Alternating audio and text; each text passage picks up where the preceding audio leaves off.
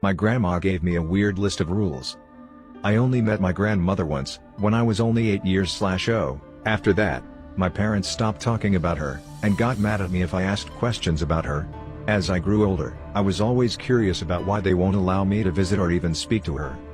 Now, I am 20 years/old, and I still remember the address of my grandma's house.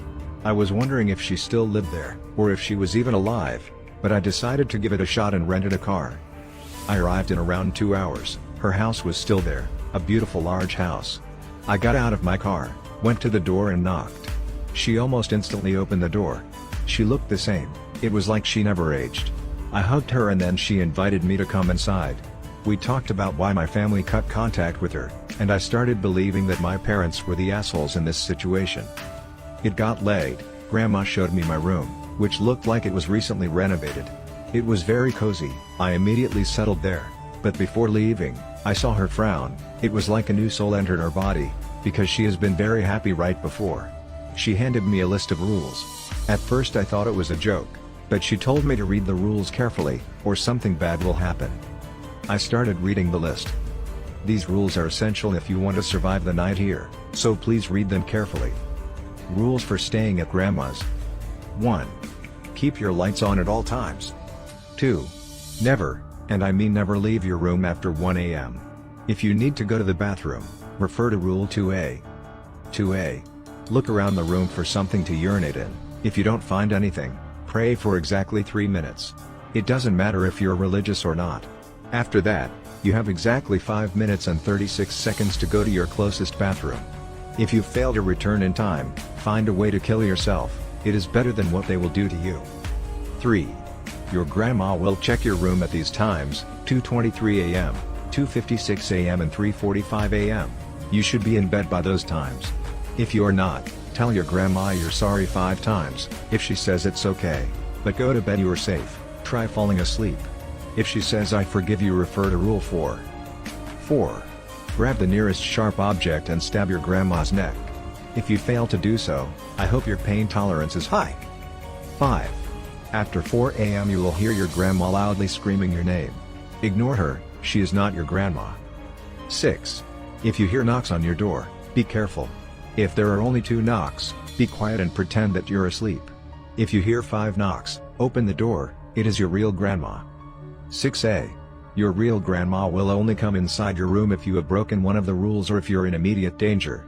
Once she is in your room, pay attention to her behavior. If she sits on the bed next to you, you're safe for the rest of the night. If she stands in front of you, there is no hope left. You have 10 seconds to kill yourself before she teleports you to hell. 6B. If you get teleported to hell, close your eyes and beg for forgiveness.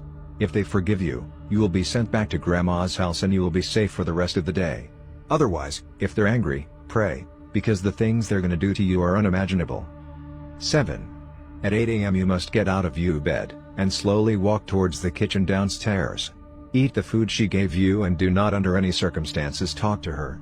Ignore her if she tries starting a conversation. After breakfast, you are completely safe for the rest of the day. Enjoy your stay, D. At first, I thought this was a prank, but when I remember how serious my grandma was when she told me to follow the rules, I decided to follow them. I could not fall asleep, I kept thinking about the rules. Suddenly, I hear my grandmother enter my room. I check the time, it's 2:23 a.m.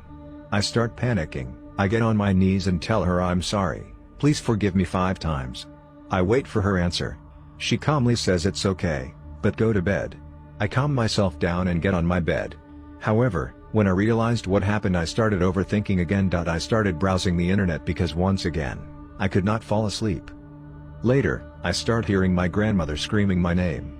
I could tell it was not my real grandma though, its voice was very high-pitched and not human-like, and immediately after, I hear 2 knocks on my door. I could feel tears running down my cheek, I thought I was going to die there. I couldn't help but start sobbing, then I realized what mistake I have done. I now hear someone knocking exactly 5 times on my door. Maybe Grandma will save me now, I thought. I open the door, Grandma looked mad, she walks into my room and stands right in front of me. I panic and start running. I leave my room and go downstairs, I walk into another smaller bedroom and I hide in a closet. From upstairs, I hear Grandma sobbing, screaming, calling for help. I passed out, but after I wake up, I realize I am back in my bedroom. It's 7:58 a.m., so I start walking towards the kitchen, still unsure if I had a nightmare or if what I experienced was real. Grandma and I were quiet while we were eating breakfast, but after we finish she looks at me and unhappily says, "You left your room, right?"